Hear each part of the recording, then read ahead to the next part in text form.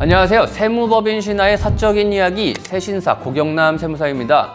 지난 시간에는 오피스텔과 세대 분리에 대해서 알아봤는데요. 오늘은 더 까다로운 주제를 준비했습니다. 바로 상속과 지분 취득입니다. 자, 내가 산 것도 아니고 상속받은 건데 거주 요건이 필요할까요? 지분으로 나눠서 샀는데 나중에 살 때는 비조정 지역이었어요. 그래도 살아야 하나요? 이런 질문들 정말 많이 합니다. 오늘 국세청의 최신 답변을 토대로 그 궁금증을 완벽히 해결해 드리도록 하겠습니다. 자, 먼저 첫 번째 사례입니다. 부모님과 따로 살다가 갑자기 집을 상속받게 된 경우인데요.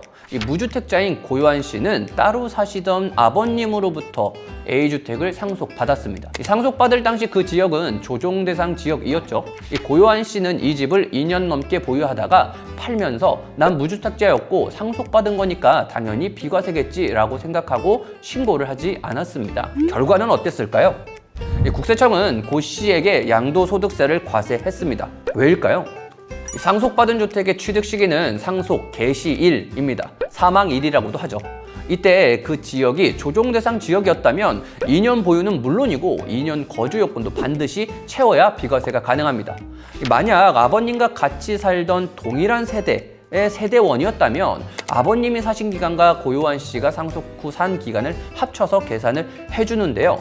하지만 따로 살던 별도 세대원이었다라고 한다면 상속받은 날부터 상속인이 처음부터 다시 거주 요건을 채워야 합니다. 이 별도 세대원으로부터 상속받은 조정대상 지역의 주택, 내가 직접 2년 안 살고 팔면 비과세 못 받습니다. 자, 두 번째는 지분 취득 사례입니다. 이 증여나 매매로 주택의 지분을 조금씩 나눠 취득할 때 발생하는 함정인데요. 이 한마음 씨는 2019년에 조정대상 지역인 A주택의 절반을 어머니께 증여받았습니다. 그리고 2년 뒤인 2021년 해당 지역이 조정대상 지역에서 해제가 되자 나머지 절반을 어머니께 돈을 주고 사서 온전한 1주택자가 되었죠. 한 씨는 팔 때 비조정 대상 지역이었고 마지막 지분을 살 때도 비조정이었으니 거주 안 해도 되겠지라며 집을 팔았습니다. 하지만 국세청의 판단은 달랐겠죠. 주택을 지분으로 나눠 취득하면 각 지분을 취득할 당시의 상태를 기준으로 거주 요건을 판단합니다. 2019년에 취득한 절반의 지분은 취득 당시 조정 대상 지역이었습니다. 따라서 2분의 1 지분에 대해서는 2년의 거주 요건이 따라 붙겠죠. 결국 나머지 절반을 비조정 시기에 샀다 하더라도 먼저 산 지분의 거주 요건을 채우지 못했다면 주택 전체에 비과세를 받을 수 없게 됩니다. 지분으로 나눠 살 때 단 1%라도 조정 대상 지역일 때 취득을 했다라고 한다면 거주 요건이 살아있을 수 있습니다. 오늘 알아본 두 사례 모두 공통점이 있습니다.